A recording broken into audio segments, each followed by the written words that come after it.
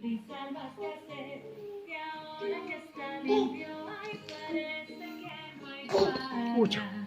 ¿Y qué hacemos?